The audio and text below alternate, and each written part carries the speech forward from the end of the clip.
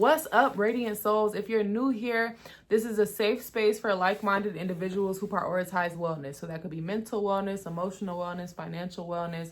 So today we're going to be talking about the ego and how it's a false sense of protection. And maybe you developed it in childhood to protect yourself, but as you evolve and get older, you have to kind of unlearn that behavior and reprogram your subconscious mind, because let's talk about it. So when you're operating from a place of ego, you're operating from a place, you're trying to protect yourself, but it's not a true sense of protection. It's an inflated sense of self. So you think you have superiority complexes. You think you're better than people. You think you're above certain experiences. You think certain things are not supposed to happen to you because it's you. And in reality, newsflash, buddy, all humans go through trials and tribulations. So as you evolve as an individual, you realize having a big ego is kind of entitled. It's like it comes off as a sense of entitlement, and other people can smell it from a mile away, but you can't, because you're so caught up in your pride and your ego that you refuse to face reality. So, for example, say you do something wrong to somebody, and instead of just being like, you know what, my bad, if your ego is big, you don't even feel like you can be wrong. Like, you don't even know.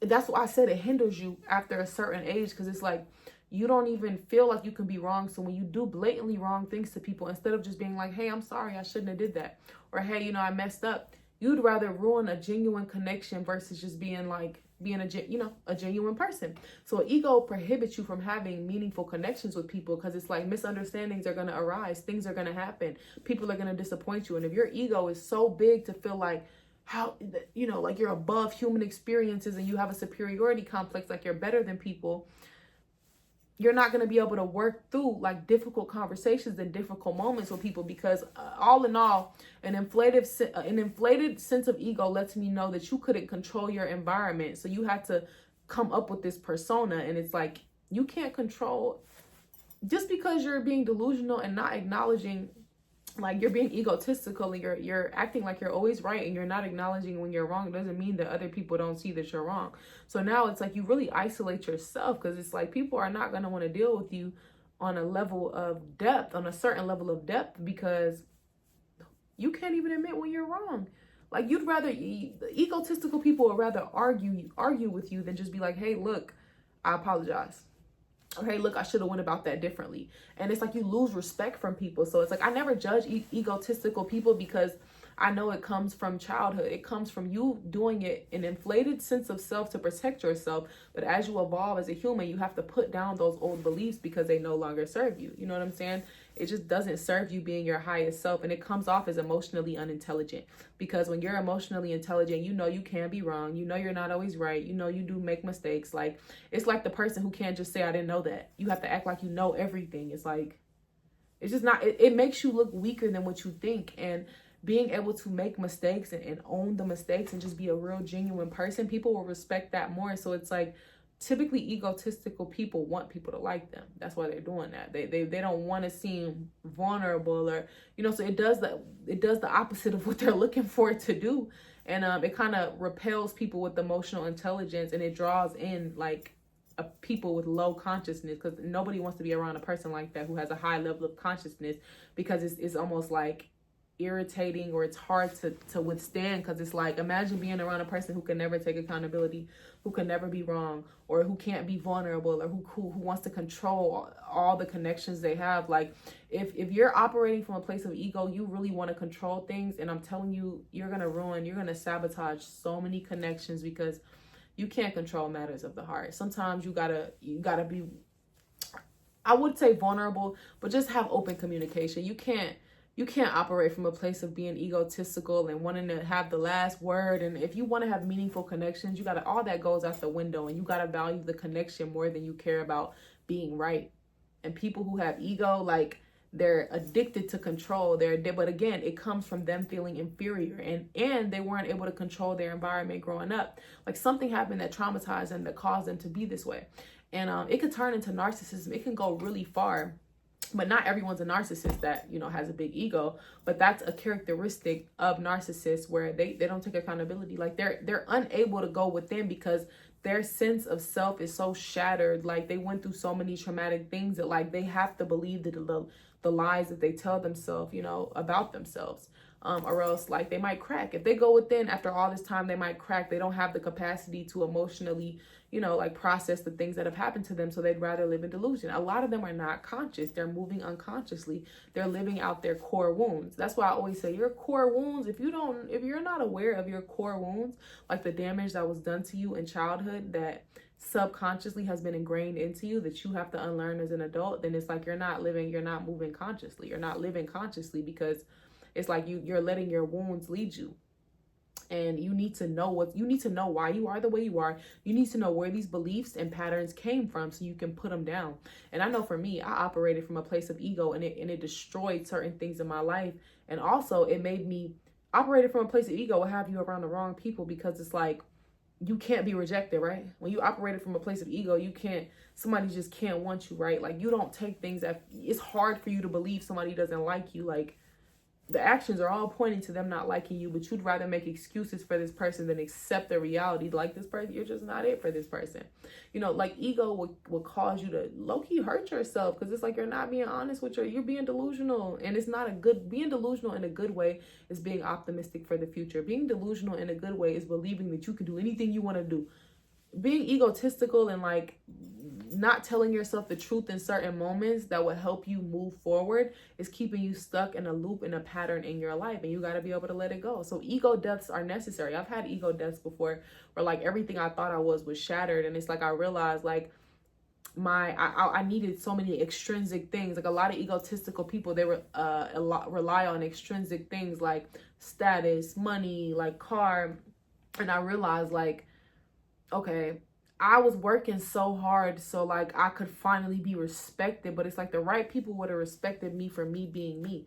So I went and got the fake respect where it's like people like you for what you have, but as soon as you don't have it, they don't like you anymore because it's not from a genuine place, So then I realized being egotistical would have you having people like, leeches around you, will have people like, just really takers all around you because they know how to stroke your ego in a way where it's like, to get what they want. And the whole time you thinking they like you and they just like the benefit of you. They don't like you for you.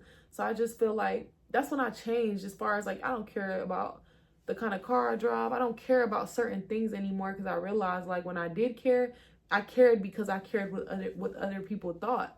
And when you stop caring what other people think and you stop looking for external validation and you take your power back and you realize like I validate myself. I like myself. I love myself. So anything external is extra. Once you actually gain consciousness and you come to terms with the pain you went through, and then you realize like, hold on, I don't need other people to love me. I love me. I don't need other people to validate me. I validate me. I don't need other people to tell me I'm smart. I know I'm smart. So when you make mistakes, now it ain't as hard to be like, oh, my bad. I'm sorry. Because you're self-assured. You're confident. And but you're confident, but you're a human. And to be a human is to know you don't know everything. Like they have a saying like, to know you know nothing is to know everything. Because as you evolve in life, you're constantly learning. Like from the cradle to the grave, we're constantly learning. So when you have a inflated sense of ego and pride, it's like you limit your growth because you can't even be honest with yourself. Like if you can't be honest with yourself, you can't be honest with anybody. Like you got to be able to be real with yourself, like, and just be like, this behavior I've been perpetuating is horrible, but why have I been doing it? Like really go on that self-discovery journey with yourself so you can stop operating from a place of ego in a sense, a place of pride, because it's an illusion. It's not real. And you can, do better. Put the ego and pride down and get to know who you really are. Get to know who the real genuine version of you is that doesn't have to protect themselves to survive. Like, once you become an adult, you want to thrive. You don't want to be the same little kid that had to be a shell of yourself to survive the environment.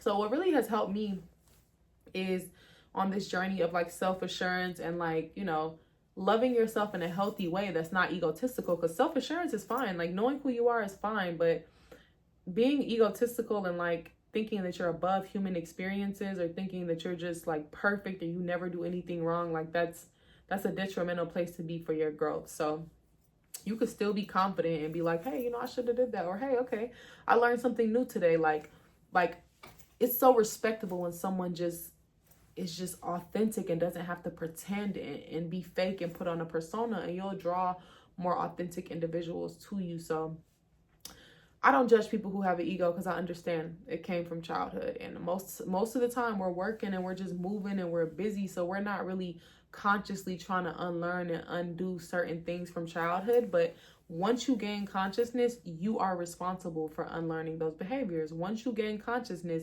it is your job to now put down that ego and check yourself. Now when my ego comes, I check myself, like, who do you think you are? Like, you need to stop. Like, I have to check myself often. Like, I don't like when people talk to me certain ways. I don't like I know when my ego is coming out, and I have to check myself, like, you need to stop. So when you check yourself, other people don't got to check you. But when you don't check yourself and you have no self-awareness and you just going around throwing your ego everywhere, now you putting people in a position to have to check you, and you ain't gonna like that. If you don't even want to be honest with yourself, let alone another person being honest with you, now you're gonna be mad. So check yourself. Check your own ego at the door. You know what I'm saying? Check it quick, because I'm telling you, like, intuitive individuals, God is gonna spare you for a second, but then you're gonna start running into people that be like, hey, nah, you're not doing that over here. Stop. And then you're gonna be offended, when in reality, you would have never had to be offended if you were conscious and aware and you checked yourself. And sometimes people who love us will check us and let us know, like, you're tripping, you're on the ego trip, or, that's not okay. And you resist. When you have a huge ego, you resist correction. So you resist anybody telling you anything that you don't want to hear. And then in return, you push away genuine connection. So it's just like, it ain't that you don't want genuine connection, but you pushed it away because you pushed it away because you wanted to know everything. You pushed it away because you couldn't just be like, you know what, I understand. You just couldn't be a human about it. And it ain't always about being right. If you value relationships, it's about caring about how other people feel, and just valuing the connection more than you value your ego and being right. I'm telling you. And egotistical people, they don't last long in relationships. And if they do, they're with a person who has a small sense of self-worth, and they kind of put their needs over, they put the other person's need over theirs, and that's why it's able to work, because they're not really getting called out for their behavior. They're not really being held accountable, which is enabling them. It's making them worse. But nonetheless, I feel like on the spiritual journey of life, having an ego death is necessary. When in order to evolve and to have meaningful connections, because it's like, you do have to forgive people sometimes. You do have to be human about things, like, you're not above human experiences. Everybody goes through certain things, and like, it's okay. You don't have to, again, it's okay. Like, for me personally, I had to develop a big sense of ego because I was constantly talked about and and picked on and verbally just like put down where I lived. Like, I felt like I was always guilty of something. I was always wrong. So I had to develop a sense of self from a place of people trying to tear me down. And then when I developed the sense of self, it came with a little bitterness. It came with a little bit of pain. It didn't come from a healthy place. So like, the whole persona that you build is like from the pain that you endured, and pain can't be your whole identity. Like, in order to live and in order to thrive, you got to put down what no longer serves you. And it feels unsafe. When you put that ego down, it feels unsafe. It feels scary to be vulnerable. But then you realize, I'm safe with me. You're out sourcing a job that's an internal job. Like, it ain't nobody else's job to validate you. I validate me. It ain't nobody else's job to like show up for me. I show up for me. Now, if I let you in my life, that's a different story. But I'm just saying, it's your job to, like, self-assure yourself, love yourself. And when I say love yourself, I'm not talking about get your hair done, get your nails done. No, love yourself. Like, do what you said you was going to do for you. If you said you was going to, whatever it is, if you said you were going to work out.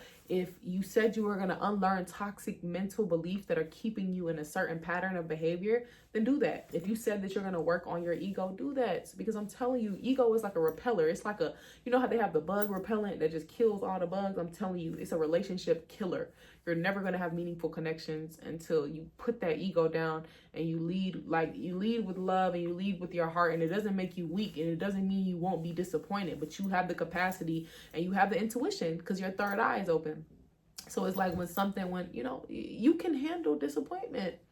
You can handle things not going your way. You're going to be okay. You good.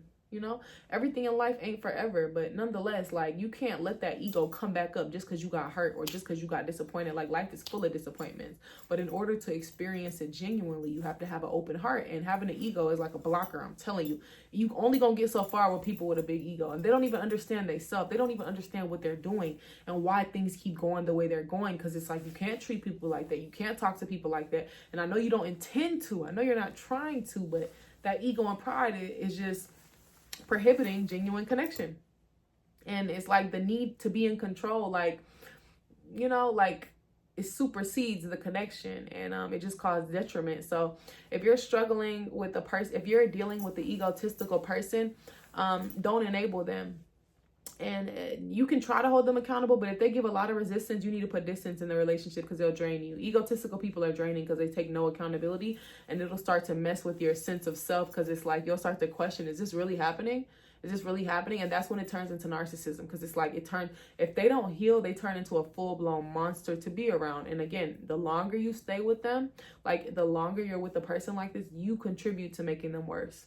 So get away from them, you know, like put distance between that relationship so that, you know, the person can learn. And if you're the egotistical person and you're actually wanting to change, the first step to changing is acknowledging that you operate from a place of ego, and, you know, it's a false sense of security for you to feel safe, you know, because at one point in your life, you didn't have control and you didn't feel safe. So you promised yourself you would never feel like that again. So then it's like now you can consciously rewire your brain and put down those beliefs through, you know, being intentional, maybe going to therapy if you need somebody to talk to and help talk through certain toxic things with, maybe doing affirmations, reprogram your mind, like whatever it is that made you feel inadequate. You got to go back and get that little kid and heal that wound, because again, it's a wound that was never tended to. It was just a wound that was left open, and it's like it got to the point where it's so infected now it's repelling everybody away. So go tend to that wound and you'll attract better to your life.